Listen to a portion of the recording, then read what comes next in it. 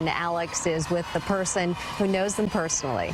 Mary, that's right. So Trisha's here. She played with several of the stars that are on this team, but we were just chatting about the irony that it was this day 4 years ago, July 10th, 2015, that we celebrated this team. How far has this organization now come in celebrating some of these players? Oh yeah, I mean soccer's come so far in 4 years, not only in the United States but the other countries as well. We see that they're catching up, and that's great because it fires us, it fuels us, it makes us want to keep getting better, and that's what competition is about. And I know that you're looking at these pictures and you recognize some of these players. You've played with Tobin specifically since you were a kid growing up in New Jersey. What makes her special? Like, what's her specialty? Yeah, growing up we both played for the same club, the Player Development Academy, and Tom Anderson and Mike O'Neill do a great job there making sure that all the players have the tools necessary to develop properly. But Tobin was just such a big fan of having the ball at her feet. You know, she's so creative. She always had a ball at her feet. I think half of New Jersey has probably been nutmegged by her, but she's confident in her ability and she's willing to take risks, and that's just what makes her so great. And a nice person. Yeah, of course. That's what matters most. Absolutely. But we were talking too about a lot of firsts, not only for the USA, now holding 4 of these titles, but several other things that stood out to you. Yeah, I mean, most goals in a single game. Their match against Thailand, they put 13 on the board. The highest margin of victory, which was in the same game. Jill Ellis became the first women's coach to win 2 World Cups, which is just incredible. I think a lot of people doubted her and criticized her along the way, so for her to answer in that regard is just amazing. And like you said, now we have 4 World Championships, which is incredible.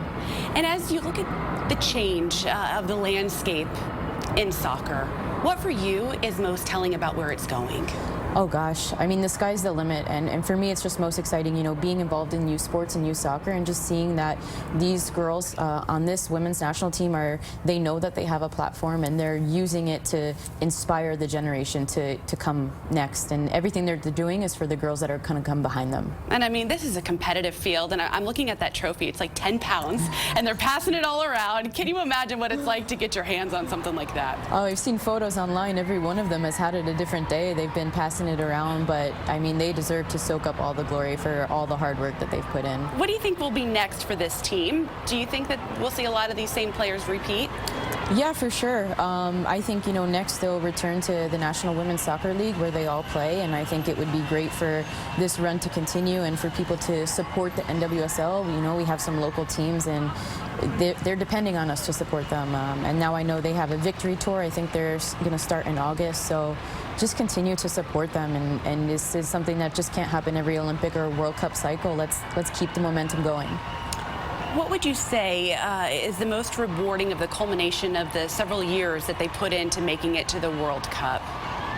I guess everything would probably happen in waves, you know, so it's first being called in to be on the qualifying roster, and then making the final roster, and then getting the starting nod, and then, you know, just from there it's probably so exciting to be in those games and live that life day in, day out while you're training, living in France for X amount of time, and just when that final whistle blows and you've reached your dreams, I imagine it's so surreal. And then greeted by all of these fans cheering you on everywhere you go. There's such a love and support for these ladies. Now, being a coach at Rutgers, what are some of the standouts that you would say as far as the skill set's concerned with some of the ladies on the team? Who would you say stands out the most to you? Well, I think the greatest thing about a team, and really any team to be successful, you need a little bit of everything, you know? So you need some people who are going to be your warriors and get stuck in and win tackles and 50-50 balls, and then you need some people who are going to be your artists and set up play and create play.